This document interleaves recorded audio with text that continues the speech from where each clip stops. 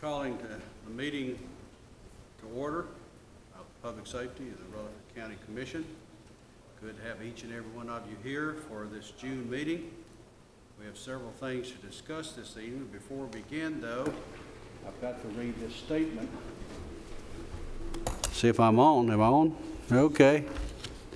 Have a statement to read. This meeting of the Public Safety Committee is being conducted electronically pursuant to Governor Bill Lee's Executive Order 16.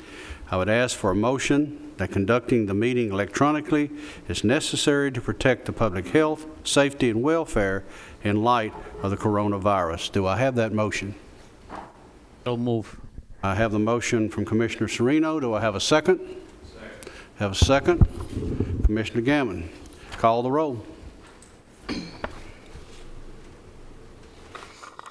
Commissioner P? Yes. Commissioner Serino? Yes. Commissioner Gammon? Yes. Commissioner Rather? Yes. Commissioner Gurley? I can't hear him. He's muted. He said yes, but we can't hear you right now, Joe. Chairman Reed? Yes. Motion carries. We'll now, I'm looking for a motion to approve the minutes from the last meeting. Mr. Vice Chairman. Mr. Chairman, I've reviewed the minutes of the last meeting, found them to be accurate and true, and move for their acceptance. We have that motion. Do we have a second? Have a second. Commissioner Rather, call the roll. Commissioner Serino? Yes. Commissioner Gammon? Yes. Commissioner Rather? Yes. Commissioner P? Yes. Commissioner Gurley? Yes. Chairman Reed? Yes. We'll now go into our Public Safety Director report, and we'll ask that he come forward at this time.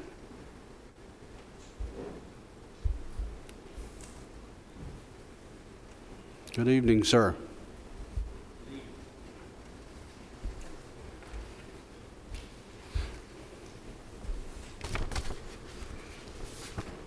Report from May 17th to June the 15th. Emergency management continues to still focus on the COVID-19 virus. As you can see, we provided a spreadsheet in your document showing how many supplies went to each agency or each city or county. We continue to monitor the virus there at the Emergency Management Office, and we also provide a situational report each day to the entities. Here recently we were involved with the Murfreesboro Vigil, and then also we've had some responses to the fields from tractor trailer rigs that have been turned over to some other bomb threats and things such as that. In our training, we assisted the 45th CST in their quarterly training. They came to us and asked if we could provide that or facilitate that as well, and we were able to utilize some of the local agencies and utilize that in training, joint training from EMS, County Fire, Murfreesboro City Fire, and some other entities. Update on your radio system and progress that Peter has been involved in multiple training events. Also, I provided another page that provides you some information of what I've been doing as your new public safety director. One of the biggest things that brings to mind is improving relationships over the county. And so one of the big items this time is I met with Middle Tennessee Electric Company. During the windstorm, there were some difficulties reaching out to those individuals, and they're the backbone of our community. And so we were able to communicate with those guys, and we look forward to working closer with them and making sure that we have some cell phone numbers in the event that we need to. During that major storm event, and I don't know if a lot of people realize that we probably had more outages during that time than we ever had before.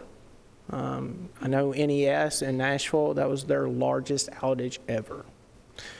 It wasn't located, a localized event, it was widespread. So we had power lines down across the county, just not in one small area.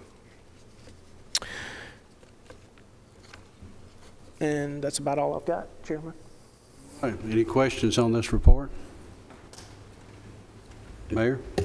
Mr. Chairman, just FYI, I've already talked to our director, called him with some good news today. About a month ago, I got a call from Dan Jernigan with Republic Services, and they want to know what they could do to help because they have a presence here in Rutherford County. And I told him we'd probably need some PPEs if they want to make a donation. He called today, and they have arrived in Chicago. They're being reboxed and going to be sending to us to the EOC location. So Republic is contributing 50,000 PPEs, face mask, for Rutherford County. He said that they would like for them to go to first responders first and then to our schools. So it helps for our stockpile, yes, our inventory. So that was good news, and thank you, Republic. That is great, because I know we were looking for them at one time.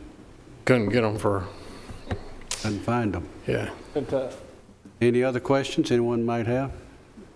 Do I have a motion to approve the report? I have the motion, Commissioner Rather. Do I have a second? Second. Second. Commissioner Sereno, call the roll.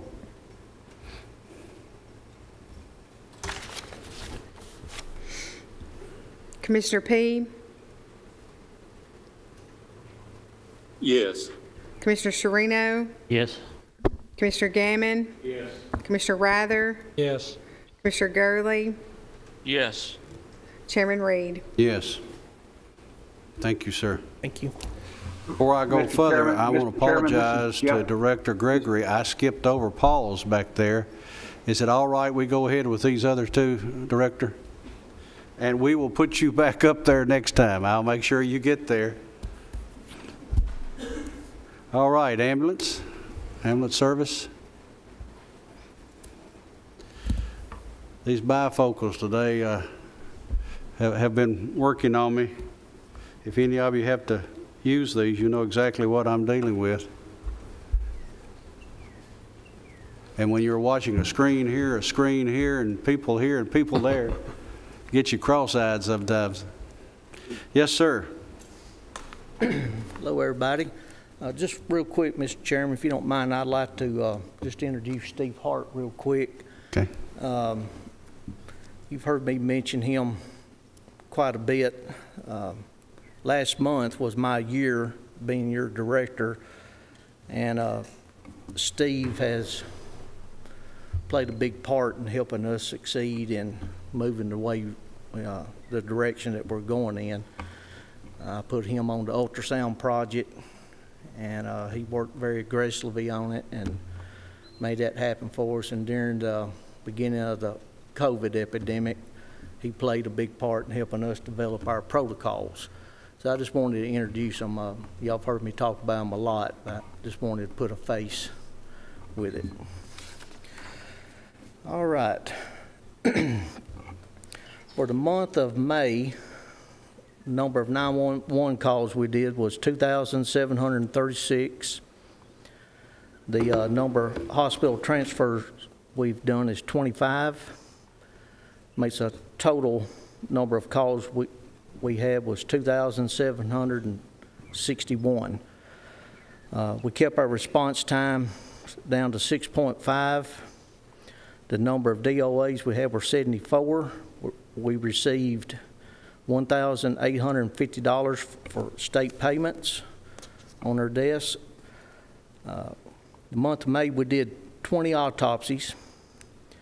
I want to point out, I looked before this meeting, just right before I got here this evening, for this month, the month of June, we've already done 19 autopsies, and we're just halfway in the month.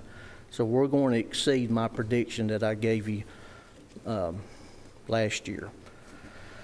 We've spent $37,500 for those 20 autopsies. Year to date, we've done 232. And year to date, we've paid $435,000 for autopsies. Total billed on our collections, total bill was $1,358,717. Total collections is $741,804. Year-to-date collections is $8,371,453. Projected collections at $9,132,494. We're at a 90% collection rate. Insurance write-offs were $456,376, and other write-offs were $20,796. On our non-emergency side, we had 364 calls. We had to decline 55. Total billed was $309,244. Total collections were $73,196. Year to date is $873,614. Projected yearly collections is at $953,033. Collection rate is at 41%. Insurance write-offs were $132,300, and other write-offs were $2,899. And if you'll see on the next page is something I'm very proud of. We received last month a proclamation from the mayor for our service, and like I said, you know, I was very proud to receive this, and just about as proud as I was when I was asked to lead the ambulance service. So we're very, very proud of this. On the next page is a good story. Two of our paramedics and our dispatchers received the Walmart Lifesavers Award, and I'm just going to give you a brief story about what happened. Several months prior, the daughter of this man learned how to do CPR by our agency. And a couple months later, she actually had to do it on her father. And it starts with our dispatch, Jason Woods, who helped her through it on the phone. She was doing good, adequate CPR. Our paramedics arrived, took over, and the man walked out of the hospital, and he was in full cardiac arrest. So it just shows, you know, that our community outreach program is a very good program, and it works. And I'm very, very proud of these paramedics and the dispatch. And after that, we got 2 updates from Vanderbilt Life Flight on patients that we had flown out. And that's my report, sir. Okay, thank you, Director. Is there any questions for the Director? If not, do I have a motion to approve the report? Motion approved. Commissioner Gammon, do I have a second? Second, Commissioner Rather, call the roll. Commissioner Gurley, Yes. Commissioner Rather, Yes. Commissioner Gammon, Yes. Commissioner Sherino, Yes. Commissioner P, Yes. Chairman Reed, Yes. and I'm sorry, Commissioner Phillips. Yes.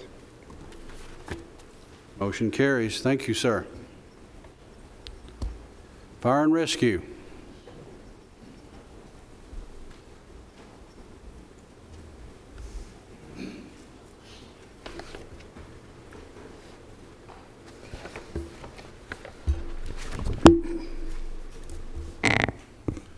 The total call volume for the month of May is 515 calls, which are 241 of those are EMS calls, 69 MVAs, 34 with injuries, 35 without injuries, 3 extrications.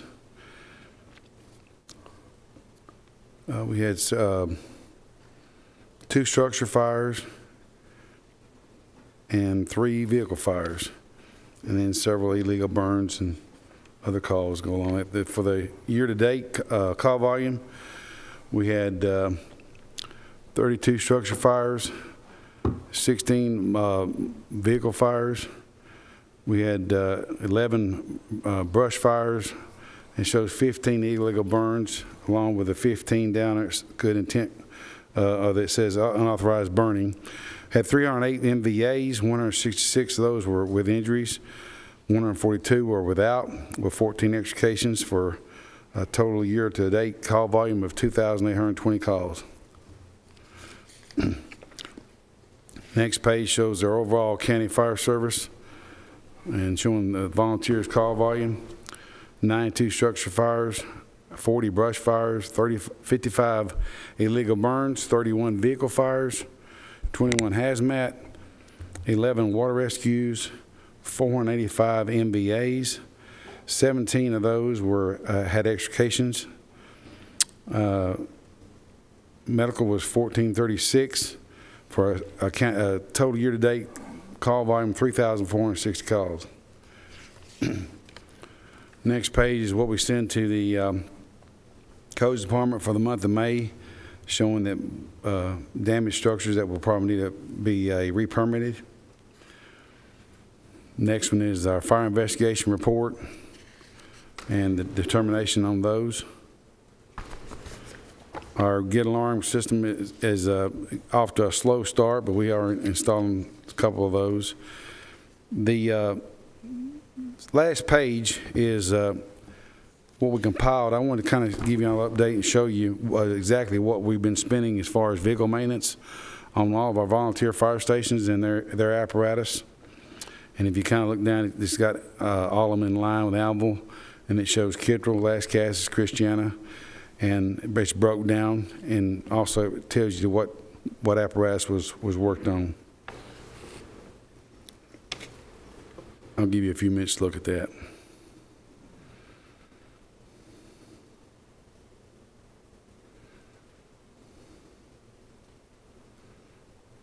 And then I'll answer any questions you may have, and that completes my report. And then I have something else to present to you.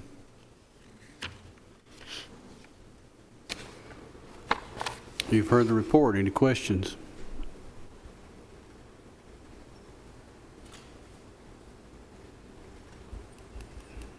Mr. Chairman, I'll make a motion to approve the report. We have the motion. Commissioner P., do we have a second? Second. Had a second, Commissioner Gurley, I believe. Call the roll. Commissioner Phillips? Aye. Commissioner P., Yes. Commissioner Sherino? Yes. Commissioner Gammon? Yes. Commissioner Rather? Yes. Commissioner Gurley? Yes. Chairman Reed? Yes. Okay, Chief. The next thing I want to present to you is an opportunity we've been offered.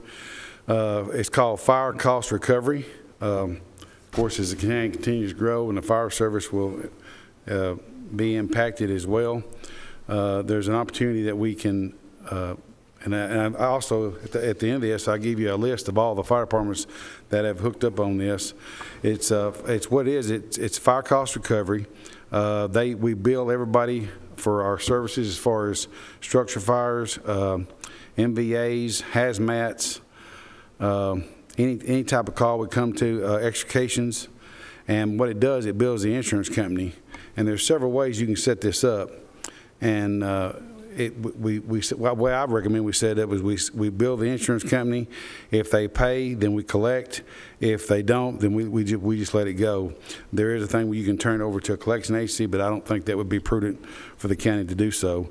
They get 22% of what they collect, and they don't receive anything unless they collect something for their call. And as you look at the next page, it kind of gives you a breakdown of what you could receive. And as Mayor Ketchum can explain, when I discussed with him, everybody's insurance policies have these response payments built in. So we would write the report. There's a part of their information we'd fill out.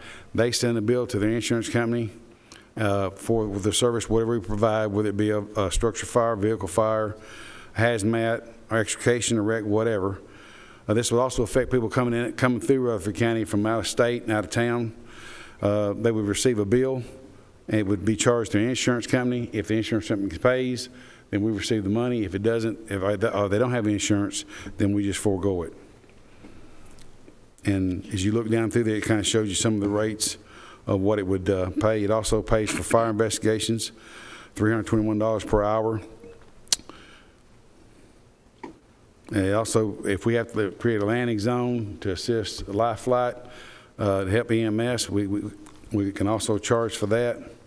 But I just thought it's a way to help supplement the fire service in Rutherford County. And as you look down almost the second last page, it kind of gives you a breakdown of what the total cost would be, what we could potentially receive based on last year's call volume. It shows $322,395, and then our part after they take their 22% would be $251,468.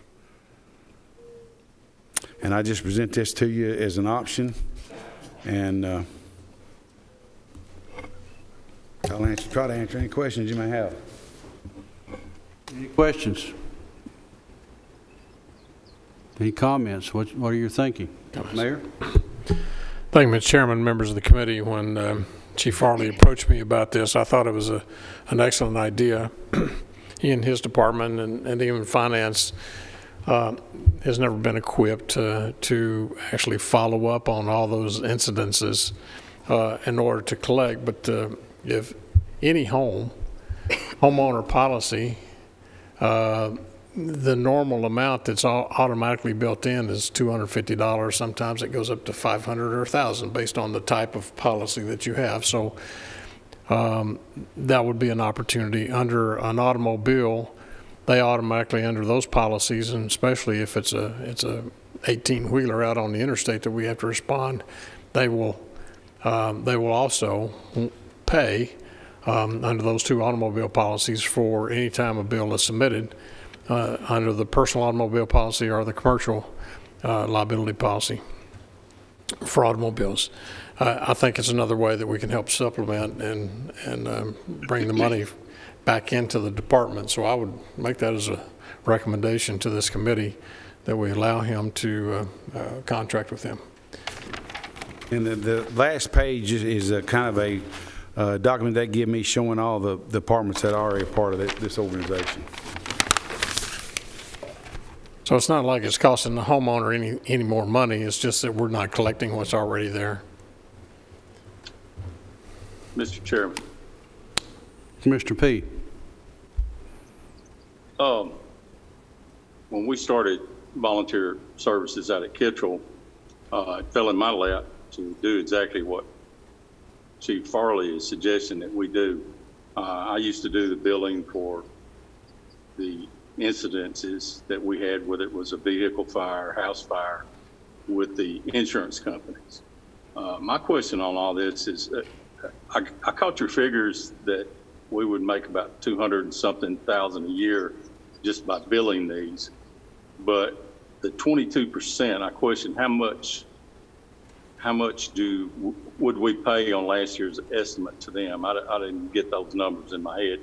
The reason I'm asking is, you know, I don't see that we need to have an outside agency that's going to charge us 22%.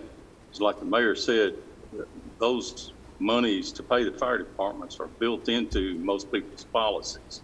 And all you got to do is ask for them. If you send a note saying, hey, we responded to your house, and could you please pay us the stipend that you offer?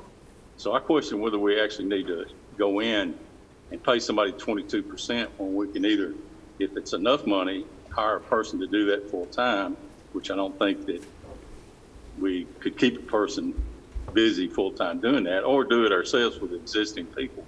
So my first question is, how much money on the last year's estimate would that 22% make up?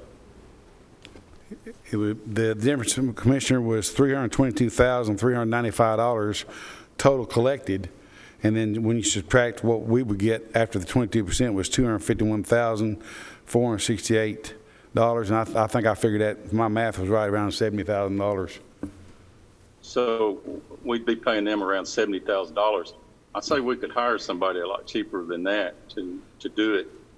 And another follow-up question I've got, and I understand billing these, and I know at least Kittrell is still doing that, and I assume the other departments are too. If you were doing this and you responded to an area inside one of the volunteers' districts, who would get that money? Because I've had some of the volunteers ask me that. Well, Anvil Fire Department is actually on this, so my thought process with it is if it was in our primary response area, we would do that. If it was in one of the volunteers' primary response area, we would not do that. So it would only be what we primarily respond to. If we respond to Kittrell for a MVA and extrication is involved, and we assist Kittrell in that extrication, we would not file that claim. Well, as long as that was my concern, that y'all filing in one of the volunteers' response area, or them filing in your response area. So I don't think it needs to happen. But I strongly question $70,000 for one employee to just do the filing of these reports. Like I said, I used to do it and not get paid for it, and it wasn't that hard after I initially got started. But at any rate, it's a good idea. You need to be charging because, like I said, the policy is already there, just like the mayor spoke. We just need to ask for it. But I don't think we need to pay 22% or $70,000 from your estimate last year to get that done. Basically, it's sending a letter, maybe a follow-up call along those lines, but I think we can do that in-house. And of course, as the call volume grows and we have more calls, the money will go up, but also their take will go up too. So they could end up being where they're making $100,000 a year on it, just based on what we make, but it'd be 22% of the total off the top. Well, I understand that, but then again, I think we could hire somebody for less than $70,000 a year starting out that could send a letter out and answer a few phone calls to take care of this. I mean, I'm not against us doing it, sending the billing out to try to recoup that money, but I think 22% is a little bit high to pay for that. Mayor? Mr. Chairman? Thank you, Mr. Chairman. I think maybe EMS, they're kind of already set up. They might be willing to, if we ask them, they might be willing to handle that. I see the director back there giving me thumbs up. He's saying he could do it. You want $70,000?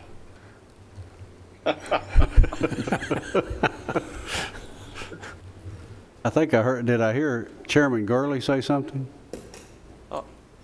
Mr. Chairman, I, like Commissioner P, go way back, and I can remember when old civil defense was the primary fire response for the county back in the 70s, late 70s, and very early 80s, before all the volunteer departments cranked up, that we did bill the insurance companies. I've kind of wondered why we haven't been doing this. So I think that we need to be doing it because it doesn't cost the homeowner anything. It's part of the policy.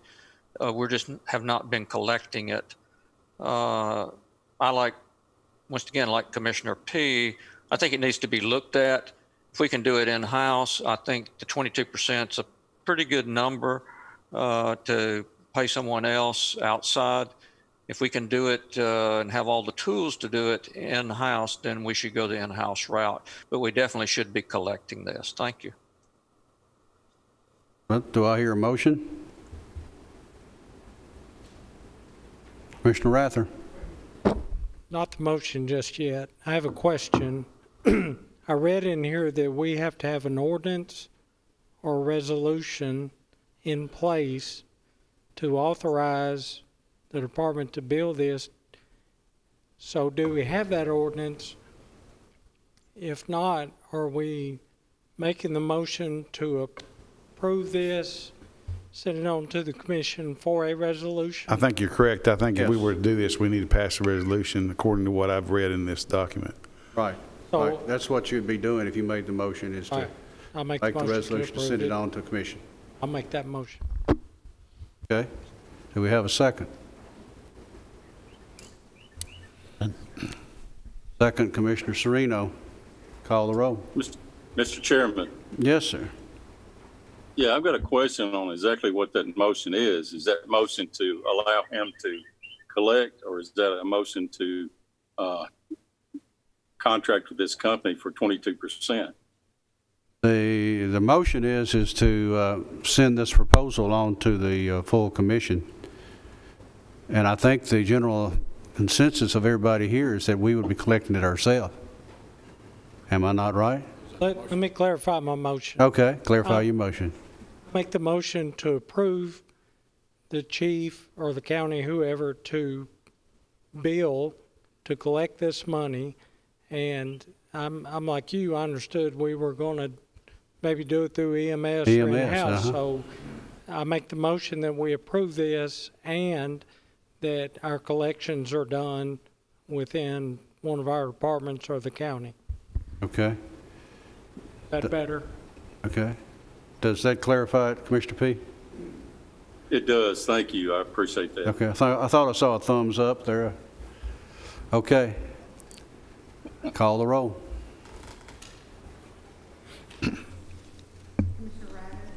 Yes. Commissioner Gurley, Yes. Commissioner Gammon, Yes. Commissioner Sereno, Yes. Commissioner P, Yes. Commissioner Phillips, Yes.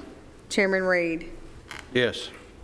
Thank you for this, and I make a commitment to Director Hudgens and also to Melanie that I'll do everything I can to take a lot of the load off of you, and we can just make this as smooth and as easy as possible. Thank you very much. Okay. Chairman Reed, this is Commissioner Phillips. Yes, sir. Can we ask Chief Farley to kind of keep us up to date? Just a minute, Add that Peter. to his report as to how successful he is at, and his department is at collecting those fees. Go with that again. I didn't get exactly what you said there. Yeah, it's probably my PC. Could we ask Commissioner Farley, I'm sorry, Chief Farley, to add to his report how successful we are at collecting those fees? Okay. I got you.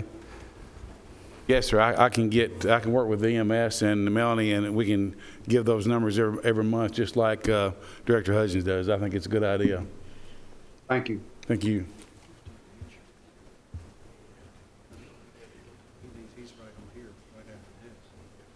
Before you get up, Peter, there's already an item that's on here that's with the fire.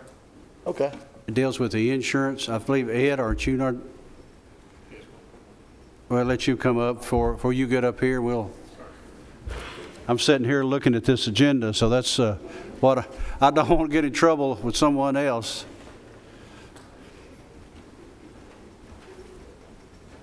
Gentlemen, you have on your agenda right there an agreement for emergency services. That's what we have next. Mr. Elam. All right, so while I was reviewing some of the contracts and our insurance, I realized that our agreement with emergency services, our volunteer fire departments, that the insurance, we needed to add some additional wording to the contract. And then also that we have some double coverage, and before we took it off, we wanted to make sure that the wording was in here from an insurance standpoint. So I've talked to Mayor Ketron about it, and he may want to.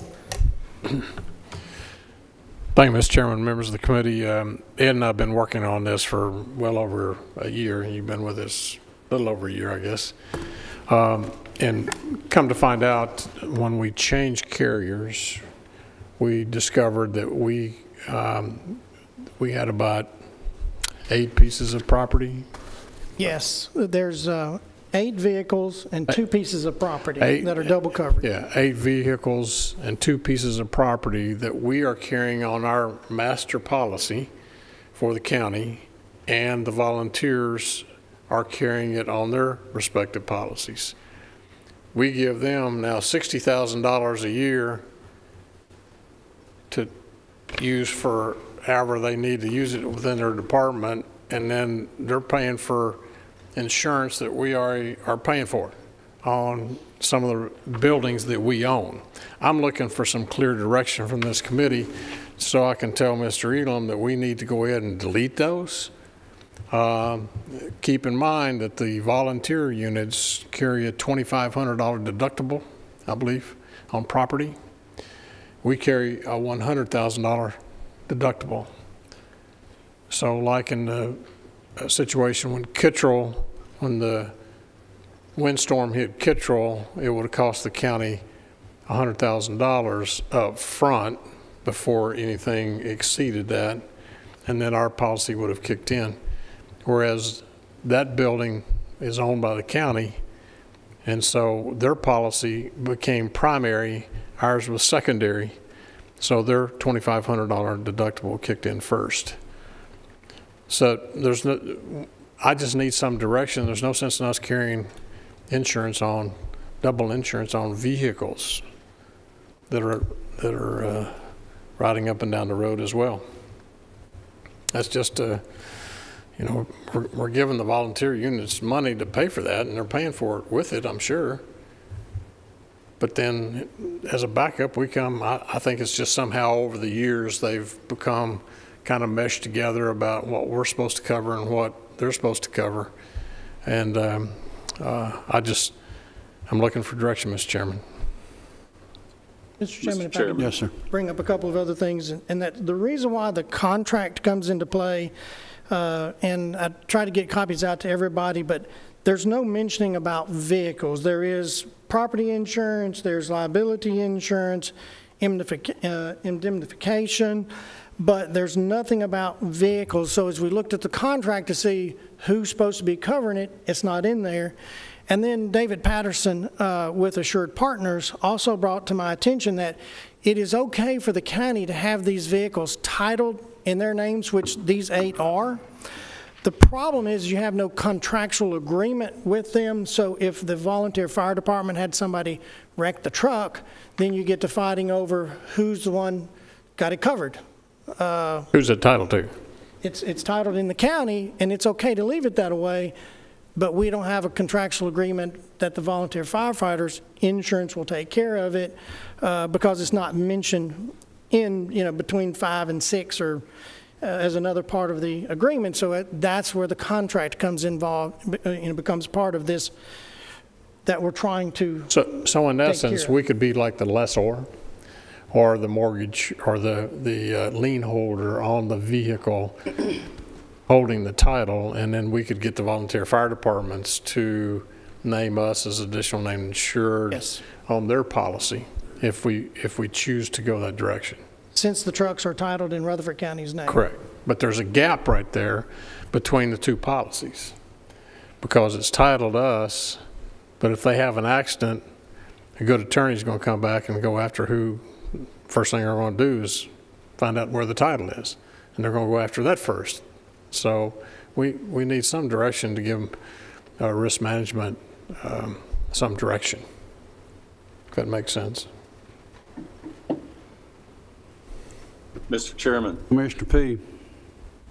Again, having worked with volunteer fire departments and having the insurance dumped in my lap, the volunteers have always done exactly what the county's dictated to do as far as what insurances they were required to carry and at what amounts. Basically, last time I looked at it, we had to have a minimum of $1 million liability coverage for each building and $1 million coverage for each vehicle that we drove. And as a result of that, that's where most of the money that the volunteer fire departments are having to spend is where it's going. It's on insurance.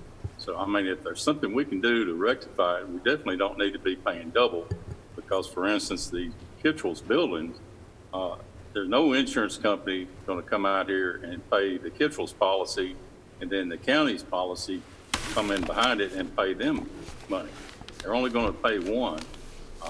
I don't know near as much as the mayor does about the insurance policies, but it looks like with the deductibles that the volunteers get, it would be better as far as saving money for the volunteers to keep coverage if the county can drop that and not have liability. But then you've got to ensure that these policies are paid. I would suggest if we go that route, that we take the money that we're giving the volunteers and let our finance department take the money for the policies and pay the insurance policies from that money. That way we know that these policies are always up to date and paid up, and we don't come up, boom, we've got a building destroyed and insurance had lapsed. But having said that about letting the volunteers cover it, I'd also like to look at, if the county's going to save quite a bit of money on this, and I'm sure we will if we're able to drop all this coverage on these buildings, I'd like to try to give the fire departments a little bit more money, since they'll be the ones saving the county the money on insurance, which they're doing already for individuals on their own homeowner policies by keeping its rates lower. But that's my thoughts on it. That won't be hard, Commissioner P, to get the total premium dollars on the 2 pieces of property and the 8 pieces of equipment. That won't be hard at all. We could probably call David and get that by tomorrow, and then come back to you next month with a number of what that's going to be. And if the volunteers, you think those 4 volunteer fire departments would be willing to allow our finance department to just to pay it, send a bill out to the volunteer fire departments and say, here's what it is, we're going to pay it on your behalf. I don't know, we're getting into some politics there, so it's just, I just don't like paying double coverage. So we can find a solution that works for all, I believe. Chairman, just to update, back when the county created county fire department, at that time, Lois Miller, who was the insurance director, suggested that we raise the insurance requirement up to $5 million from each volunteer fire department. And that's what's in the contract now. Yeah, it is $5 million instead of $1 million. It's done in 2014. I'm sitting here looking at a contract, October the 1st, 2014. It's, over time, Mr. Chairman, it's kind of evolved. When I was on the commission back in the 90s, and it's kind of evolved into when we first bought trucks and started donating those trucks and giving them to the volunteer fire departments. It's just kind of, this contract has evolved, and that was back in the mid-90s when we first did that and bought those first trucks, and we replaced them. And I don't think it's something we really focused on, but I think we just need to sharpen our pencil and make sure that everybody's covered. There's no gaps in the coverage, but we still don't want to burden the taxpayer. And I can understand too, where just as Commissioner P was saying right there, a lot of times you have a change in leadership, and sometimes you forget. Yes. These things and who does what and whatever.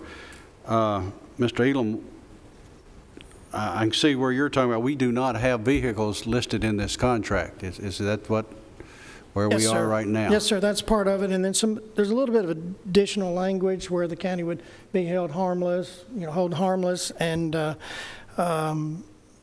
waiver of subrogation to where if there was an accident, then that would be taken care of with the insurance, the volunteer fire department's insurance would handle that. There's just a little bit, I'm not an insurance agent, but if the volunteer fire departments are already covering this, I don't believe we're asking them to pay additional premiums because they're already covering it. So it's more of a language thing. It's more of a contract, trying to get the wording in the contract better. So you definitely know it's in the county, the title to the trucks is in the county's name, but you're specifically stating that the volunteer fire department's insurance will handle it. I think all of our 4 volunteer fire departments are with the same carrier.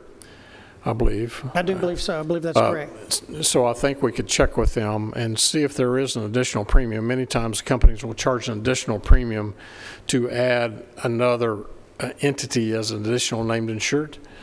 So if there is a charge, I would recommend that the committee recommends that we absorb that cost or reimburse the volunteer fire department for it, where there's no additional cost to those volunteer fire departments. Mr. Chairman. Commissioner P. I concur with the mayor. I would like to say, since we're talking about bringing this back next month, I'd like to ask for our public safety director or Chief Farley to get with the volunteer chiefs so they've got time to talk to their boards to get this worked out. You know, me suggesting that the county pays for these on the front end is to protect the county, and it'll protect the volunteers, making sure that these insurance costs are paid on the front end. But I always like to ask first instead of just dictating. They may come up with a solution better than what we've got. Anyway, I'd like to be able to look at this next month if either Chief Farley or Director Clark will look or get with the chiefs, and maybe we can get this ironed out between him and Mr. Elam. Mr. Elam? Commissioner P., because I'm looking for a little bit of guidance here, would you want us to try to look at the additional wording and then just kind of present it, or just wait till we meet with the volunteer fire departments first and then try to get the wording in the contract? I think you need to look at your contract and to protect the counties on coverage. So, you know, take care of us, but, you know, explain to them and, you know, ask their permission if they've got a problem doing this with us taking the funds that we give them to pay for those policies on the front end. I just don't want to surprise them with something. You know, I think this is a good idea to do it because there's no need for us to pay double coverage, especially when we're not going to be reimbursed for it. Right, and I think in the wording here, I'm trying to keep anybody from being surprised, whether it's the county or the volunteer fire department, just trying to get the language right. Right. Well, we're all in this together. Yes. Volunteers, yes, in my mind, are part of the county. You know, we're not. They're a quasi-government entity. They're not a real government entity, but they're doing the work that we'd have to do if they weren't there. So that's why I say I want to get with the chiefs so that they've got time to go to their boards and get the approval from the boards, because the chiefs aren't the ones that make these decisions. At least not at Kittrell, it's our board. And I feel sure the other departments are the same way. We might be able to discuss that Saturday. What do you think? You can if you're out at Kittrell Saturday at their exactly. I was giving you a plug there. I believe Commissioner Rather has got something to say. Well, I think this is all, most of it's a no-brainer. Nobody wants to pay double coverage. And if language is missing, we need to put that in there to it's got to see why on both sides, every side. My question is I'm hearing a big difference between deductibles, and that's all I've heard is deductibles from $2,500 to $100,000. And I'm sitting here looking at two insurance guys, so hopefully I'm making sense here. There's more to it than that. You got to compare coverages, and what's the coverage with a $2,500 deductible? Is it the same coverage as what we have with $100,000? And what are the premium differences? We did have David go through that, didn't we, Mr. Elam? We did. He went through each one of those when he identified, when I asked him this time last year, to actually, right after he got the business, and go in and look at everything to identify it and make sure that we're properly covered on things that belong to us. And he cross-referenced. He went out to every volunteer fire department, got a copy of their policies, checked on them to make sure that the value, let's say it was $250,000 on Kittrell. I don't know what the value on the building is, but made sure it was apples for apples, and they are. So the premium that the volunteer fire departments are paying has got to be a whole lot higher. It is higher, but they chose not to join with us. We made that offer to them back January, I guess it was, and we were willing to absorb the $100,000. Fortunately, we lucked out on the windstorm, but we were willing to absorb that, and it was a whole lot cheaper by combining all of them. But in talking with them, I felt like that it had to be all or none. You know, not just one come on. We needed all 4 of them to come on. You know, in order for us to do that. And so I believe Christiana was the first to opt out. And so I sent a letter out to the rest of the volunteer fire departments after that, and then Chief Farley, and told them that because of Christiana, we're going a different direction, and honor and respect what their board decided to do. But I think we're adequately covered as far as coverage is concerned.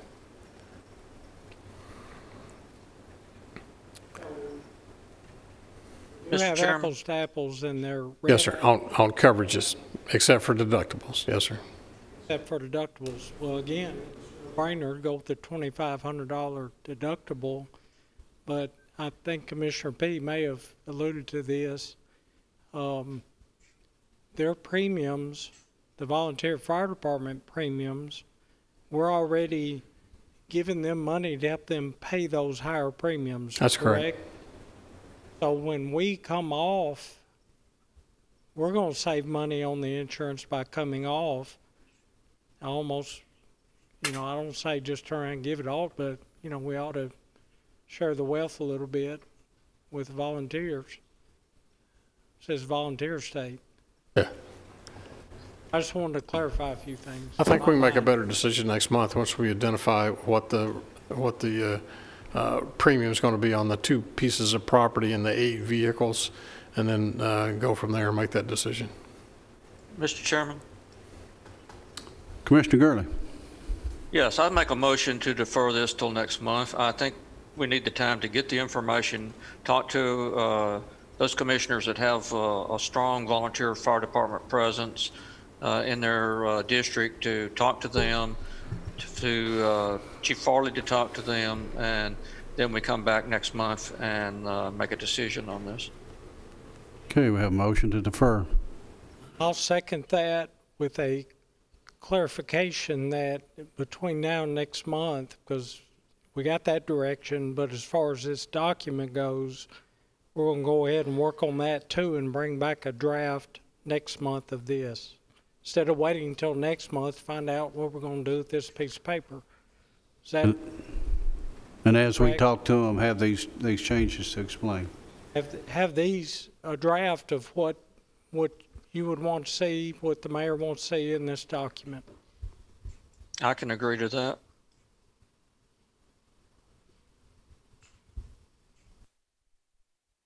Okay. So Are you going to make What? that as an amendment? As an amendment? make that as an amendment that we add, Okay. we're bringing back a draft of this document. Okay. Do we have a second on that motion to amend? Commissioner Gammon, call the roll.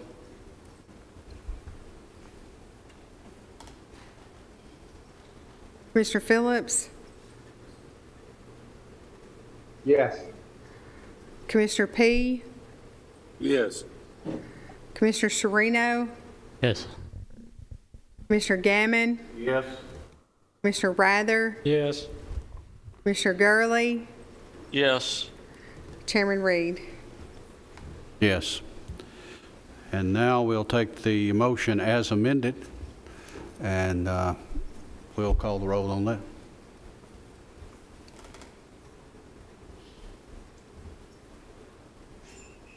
Commissioner Phillips, Yes. Commissioner P, Yes. Commissioner Sherino, Yes. Commissioner Gammon, Yes. Commissioner Rather, Yes. Commissioner Gurley, Yes. Chairman Reed. Yes. So we'll defer it to next month, give time for checking with the other departments, and give you time to change the wording for that document. Sir, thank you. Okay, sir. Now, Peter.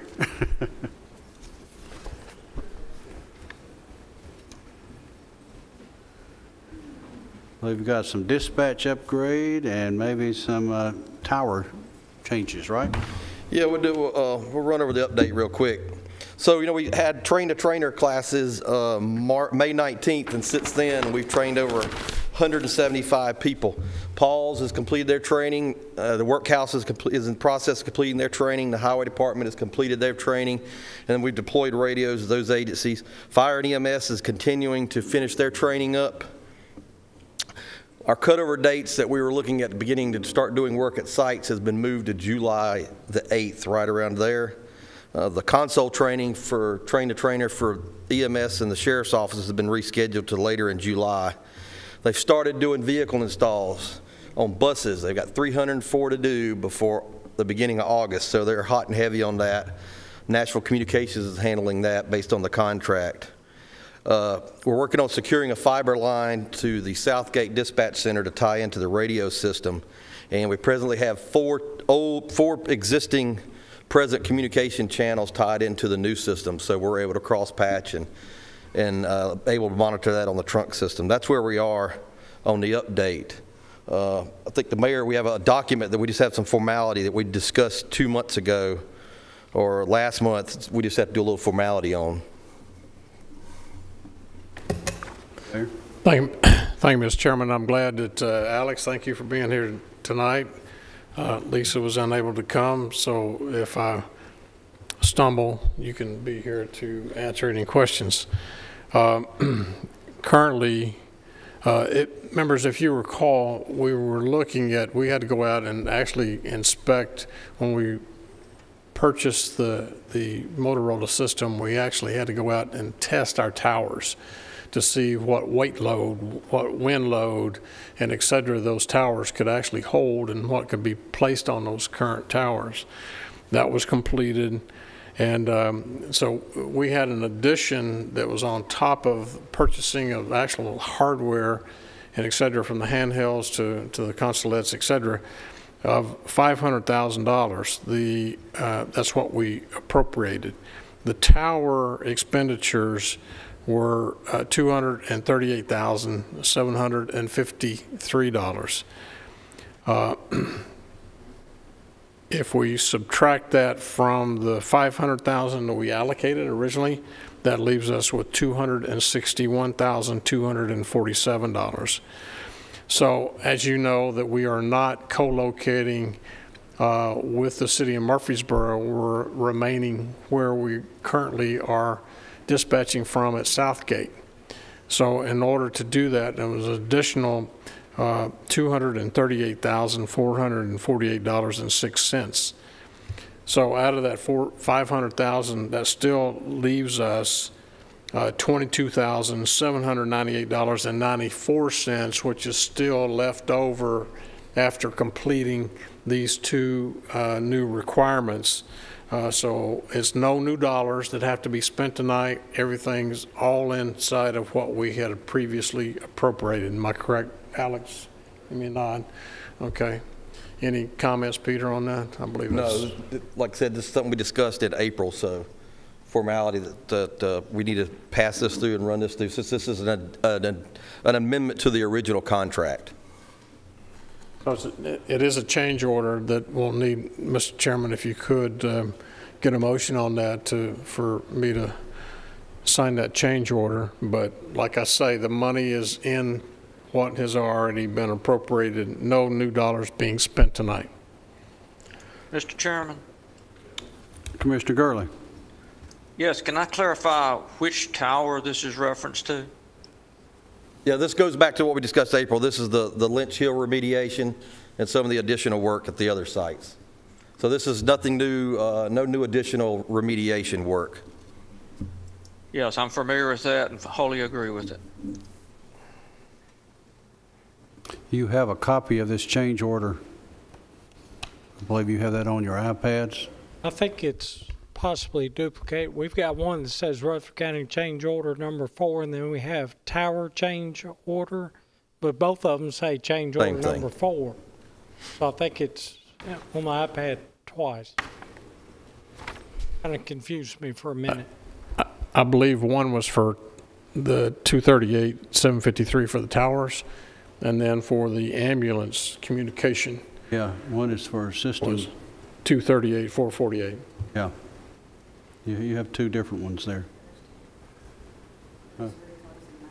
Yeah. So there Both- is 2 different ones. There's two different ones. The Okay. one you're looking at right now is the tower change order. That does say 4. Both said change order number 4. You think one would say 4 and one would say 3 or 5? Or... Right, number 4 is the one we discussed in April. Yeah, it looks like this. The Rutherford County Tennessee Site Remediation is the title on the actual physical document.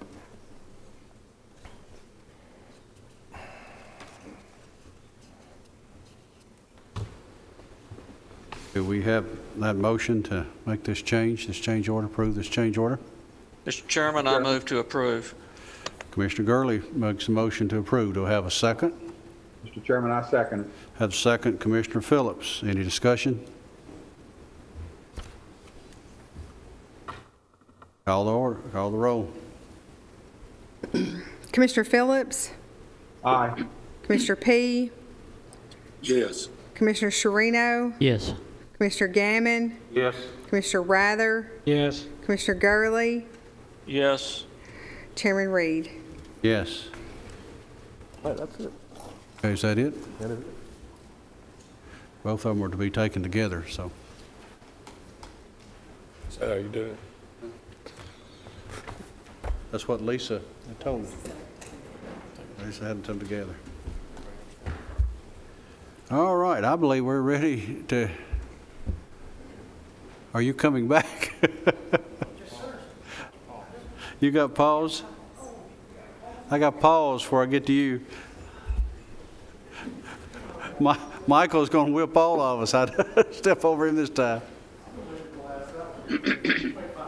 I'm sorry, Director. I apologize. You're fine. Mine's fairly brief. For the month of April, we had 601 animals come into the shelter, 534 that left back out. So our census has gone back up since we opened back up on May the 1st. Our live release rate for the month was 97% for dogs, 94.4% for cats, and an overall, when the wildlife were included, of 94.2%. The biggest increase that we saw there on our animals coming in and out were our surgery program starting back up. They've done a great job of trying to get through that backlog we had for that 30 days. So they had 255 animals that we performed surgery on for the month, and 45 cats were released to the TNR program. You'll see that our people that visited the shelter is down fairly significantly for the month. Calls and voicemails are about where they should be, and calls for the officers is down just a little bit, but overall for the year about where we were last year. And we traveled a little bit less miles, around 11,000. Year to date, our live release rate is 91.7%, so we're still maintaining that. And you can see the rest of the stuff there for the fiscal year. Last page of the report is our rabies exposure and bite report. We had 46 bites for the month. 2 of those were tested. None of them came back as positive. And we had 3 other exposures. None of those were tested. Of course, so none came back positive. Up until the end of May, we hadn't had a positive case or unsatisfactory case for the county. That changed this past week. We did have a groundhog that came back unsatisfactory. So you'll see that on the report for next month. Also been including this graph here just for you to have a visual of what our live release rate is when you look at our dogs and cats versus our euthanasia and our other outcomes. And you can see there that's where that 97 and 94.4% from the first page. You can see that visually, so it makes it a little bit different there. And that's my report, sir. Any questions?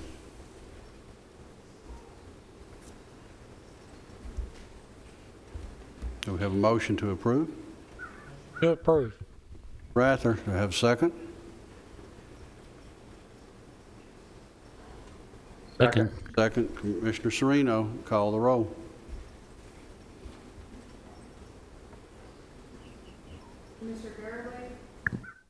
Commissioner Gurley, Yes. Commissioner Rather, Yes. Commissioner Gammon, Yes. Commissioner Sherino, Yes. Commissioner P, Yes. Commissioner Phillips, Yes. Chairman Reed. Yes. Thank you all. Thank you, sir. It's our OSHA report. Now you can come back, Mr. Elam.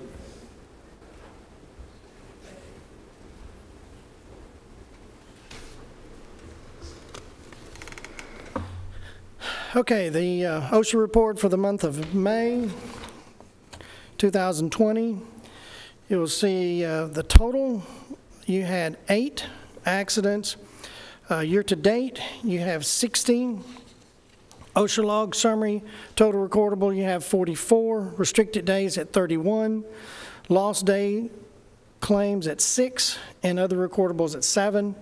Again, I will note that this year compared to last year, and you'll see it later on in next couple of slides, that the schools were out and also the county was out for the month of April. So you see a little bit of a difference there in your claims. As we go to the next slide, on the job injury claims, year to date, 2018, you see 110. 2019, you see 118. 2020, you'll see 60. This time, 2019, this time last year, you had 31 compared to 8 this month. In the month of May last year was 31. This month there's 8. On the next page, estimated on-the-job injury incurred dollars.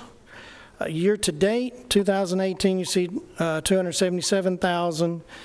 2019, you see 220,000, and then 2020, you see 200,000. On the next slide, you'll see cause of injuries, where Board of Ed had 7, County General had 1, and in the County Journal, that 1 was the Sheriff's Office. Mr. Chairman, that concludes my report. Thank you, sir. Any questions on the report? Move to approve the report, Mr. Chairman. I have a motion to approve the report. Commissioner Phillips, have a second. Second. I have the second. Commissioner Rather, call the roll. Commissioner Rather? Yes. Commissioner Gammon? Yes. Commissioner Sherino? Yes. Commissioner P? Yes. Commissioner Phillips? Yes. Commissioner Gurley? Yes. Chairman Reed. Yes. Thank you, sir. Thank you. Recovery Court report, Ms. Breeding.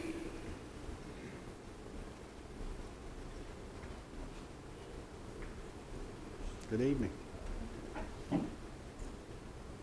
On your report, you're going to see 2 different options. I wanted to go ahead per our last meeting and give you an idea of what the new report would look like.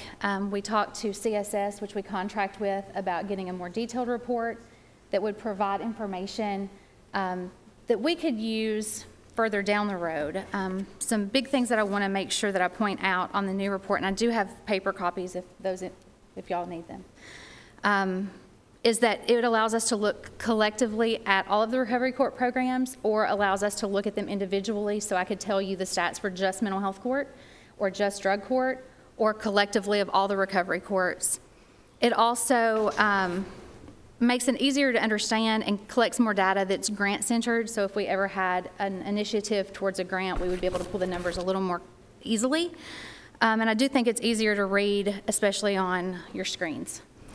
The other thing that I wanted to bring up that has changed since last month is we have effectively started our classes back on 6/1. Our participants started reporting back for all of our groups. We are doing smaller classes, sitting individuals 6 feet apart, cleaning the rooms and the chairs between classes, and back in business. Things that we're working on are changes to our website. We want to make it more user-friendly and include our application on the website. One thing that the court system had mentioned to me is that it's very difficult to ensure that applications are being made from court. So a person who is in court will say that they want to apply for drug court or they want to apply for DUI court, but they weren't able to do so without coming to our office to do it. So we're going to put on our website a fillable form that the clerk's office, the judge's office, a defense attorney, whomever, can pull up and complete right then. That way the process is started and there's no cracks for the person to fall through.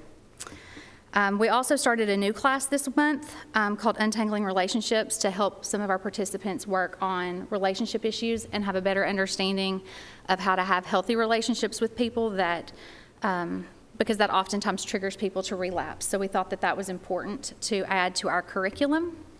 I know last month Commissioner Gurley said that he could read the numbers, so I won't go over those with you unless you have some specific questions. I think that you're going to see that they are very similar to last month, but we're back in business of seeing people and getting them approved for our program, so numbers should be growing. And that is my report. Any questions anyone may have?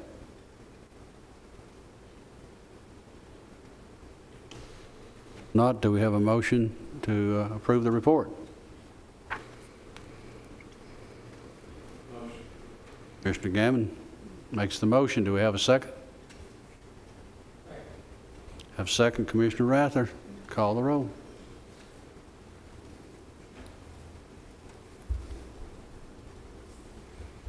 Commissioner Gammon? Yes. Commissioner Sereno? Yes. Commissioner P? Yes.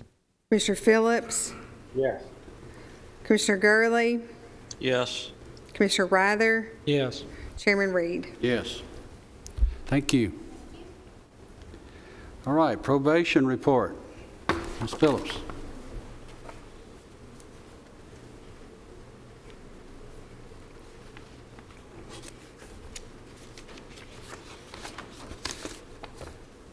Good evening.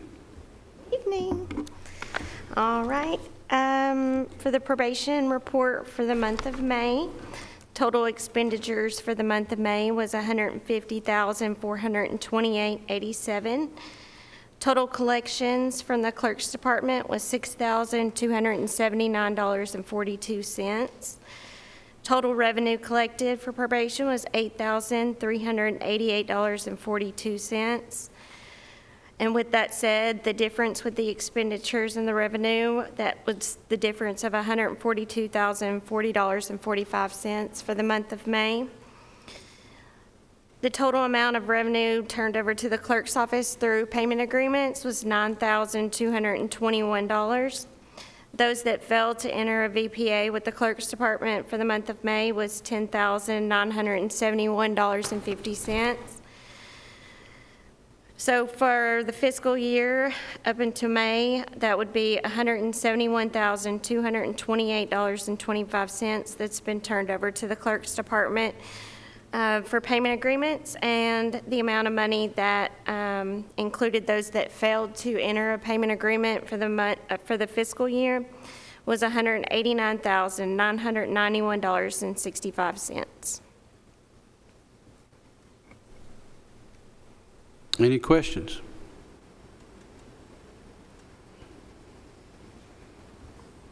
If not, I'll entertain a motion to approve the report. Move to approve the report, Mr. Chairman. Commissioner Phillips makes the motion. Have a second? Second. Second, Commissioner P. Call the roll. Commissioner Sereno? Yes. Commissioner P? Yes. Commissioner Phillips? Yes. Commissioner Gurley? Yes. Commissioner Rather? Yes. Commissioner Gammon? Yes. Chairman Reed? Yes. Thank you. All right, our Correctional Work Center report. Mr. Superintendent.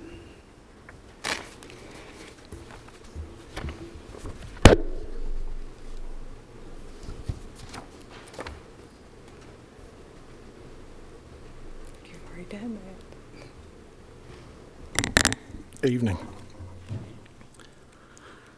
Mr. Chairman, in addition to our normal monthly report, it was a late addition, but I believe you have a contract in there with the Department of Transportation. Okay, and I'll just go over the report quickly, and then we'll. Okay, sir. We'll go. We did not have a monthly meeting June 1st, just due to trying to be as safe as possible with our board members, so we did not have that meeting. Hopefully we'll be able to continue that next month. Next thing in the packet will be the work release program. We're slowly and surely getting back to sending all the work release inmates back out to their jobs, and that's going well. All the companies that we partner with have been really good to work with and helping out with providing PPE while they're at work, so that's been going really well. Our yearly activity report, it won't be as obvious on there this month, but it will be next month. You'll see a huge drop in our population, and that's just from the fact that we're not taking as many people in right now as usual, just because we're trying to make sure that everyone is tested before they come in. And then you'll see the monthly worker report for May of 2020 showing a combined savings of $98,376 using inmate labor. And that is our report. Have a motion to approve the report? So moved. Got a motion to approve, and I think Commissioner Gammon made the motion, and I think, Commissioner Gurley, did you second? Yes. Okay. Call the roll. Mr. P? Yes. Commissioner Phillips? Yes. Commissioner Sereno? Yes. Commissioner Gammon? Yes. Commissioner Rather? Yes. Commissioner Gurley? Yes. Chairman Reed? Yes. Okay, sir, I believe you have a contract with the state of Tennessee? We do. The guys at the Department of Transportation have been really happy with the work that we've done this past year, picking up the interstates and the state roads. So they have asked us to do that again this next year. And as you can see, not really anything has changed in the contract itself. I did find a few extra $1,000 that we were missing out of last year's. They had left a few of the miles off, and we corrected that. So the total contract for mileage in the total monetary value will be $88,844.25, and that's for doing the state roads and the interstates. And they need that, like I said, they were a little late getting it to us this time, but they need that by, looks like July 1st. Mayor? Mr. Cope, since we didn't have a board meeting this past month, any update? Where are we on the manufacturing, fabricating of the trash trailer? It should be finished by July 1st. I was going to say, that's an expensive trip. Take a long time. What we did was we planned it to where our budget would go through before Gotcha. Before we spend any money that we didn't have. So as far as I know, last time that we talked to them, they would start and have it finished by July 1st, Okay. Whenever the new budget starts. You're So going we'll to be put ready manufactured in Rockville, Tennessee, Mr. Chairman? Right. Know where they are. Okay, any questions on this contract, anyone? You have copies of it on your iPad, and it was on SharePoint prior to this. Do I have a motion for its approval? Move to approve. Commissioner Sereno makes the motion to approve. Do I have a second? Second, Commissioner Rather. Call the roll. Mr. Phillips? Yes. Mr. P? Yes. Commissioner Sereno? Yes. Commissioner Gammon? Yes. Commissioner Rather? Yes. Commissioner Gurley? Yes. Chairman Reed? Yes. Thank you, sir. You all. Juvenile detention. Ms. Duke.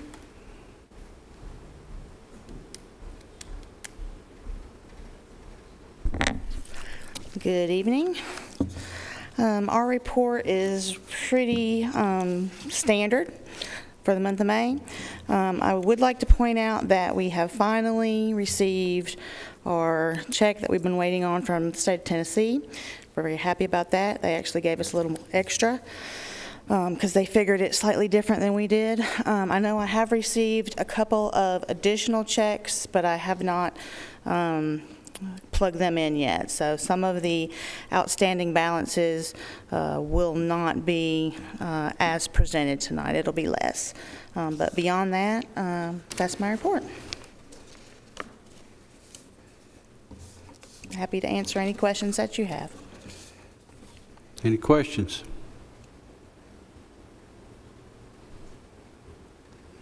Quiet group tonight. Motion to approve the report, Mr. Chairman.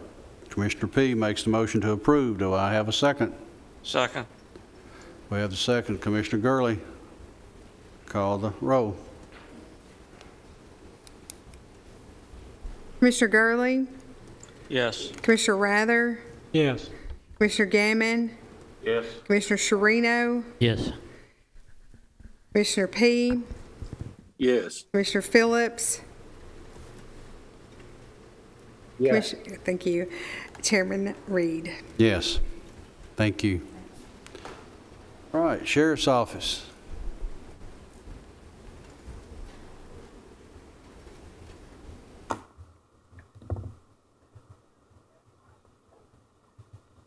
Good evening. I'd like to go over just a few things real quick before we get in the report and the grant. The Siemens project, we should be completely done with the plumbing by Friday. The laundry room should be completed next week. So that's almost, that's 96% done. How's it look? The laundry room looks awesome. Does it? We're wanting to paint and put that floor in that we did in the kitchen, and that's we'll do that next week. Awesome. So. That's good. Got all the restrictors on the toilets and showers and. We're finishing up in the annex right now. Okay. So that will be it. Hopefully Wonderful. Friday they're gone. Wonderful. So, and then also the COVID, we have 39 inmates. They're all asymptomatic, 5 employees. They've been at home. Everyone's been tested now, all the inmates plus our detention people have all been tested. So hopefully this is it. They're all separated. Employees are at home, and they will not return until they test negative. And then I will let y'all look at the reports, and if y'all have any questions, I'll answer them. I've got a question, Mr. Chairman. Mr. P. These employees that are out waiting for their problem to clear up, are we paying them Yes, sir. full-time, or are they on leave, or what? E6 taking care of 10 days of that. They get, it does not count against them. It's a federal E6 pay. And then we get, we will pay them until they test negative and come back. So if it takes 14 days or 21 days, they're going to be paid. Okay, thank you. Pardon me for chuckling. I thought you said e-cigs for a minute. Oh, no, e-cig. Let's move on from that. Any other questions? All right, any questions within the report? We're getting down to the finish line, I think, on the report, aren't we? If not, I know you've got a grant in there. Let's approve the report. Do I have a motion to approve the report? Commissioner Gammon approves. Do I have a second? Second. Commissioner Rather, call the roll.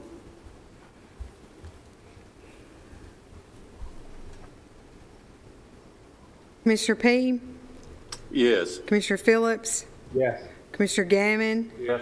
Commissioner Sherino? Yes. Commissioner Gurley? Yes. Commissioner Rather? Yes. Chairman Reed. Yes. All right, I believe you have a grant there we need to look at. Several months ago, I came to y'all about a COPS hiring program grant. We were one in 15 departments in the state that actually been awarded this grant. The amount is $625. It is a 75-25, but when we do the numbers, and y'all have the numbers right in front of you, it's really more of a 65-35 because our pay is higher than they're allowing to give, or there was 41,000 and our pay is at 43,000. So when you add benefits and everything to it, it's truly for really a 65-35 grant. And the numbers are there for the 3 years. And it shows exactly what we're going to pay, and it's going to show what the grant will pay over the 3 years. So now I need permission to go forth, accept it, and take it on to full commission. You've heard the request for the grant and the request for the motion. Make a motion to accept. Motion been made to accept, carry on to the full commission. Have a second? A second. Have a second. Commissioner Gurley, call the roll.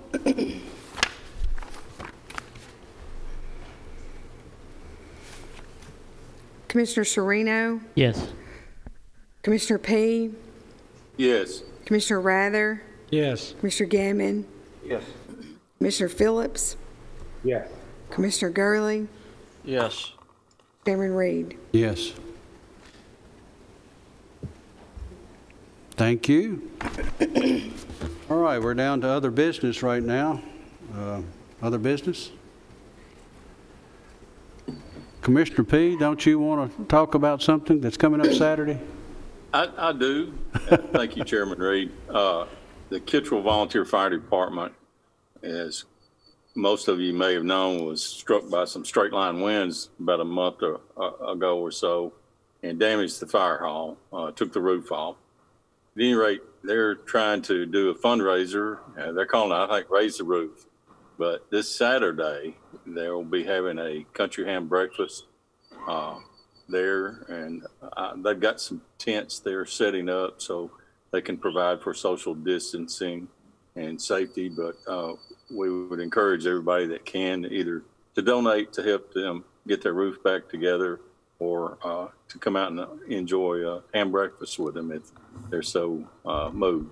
So we appreciate you coming out. It starts at 6 a.m., runs till 10, and that's this Saturday. Thank you, Chairman Reed. Okay, sir. So everybody come out, and I know fire departments used to always call that fill the boot and whatever too. So come on out and help them get that new roof on that fire station. Anything else should come before this body? If not, we adjourn.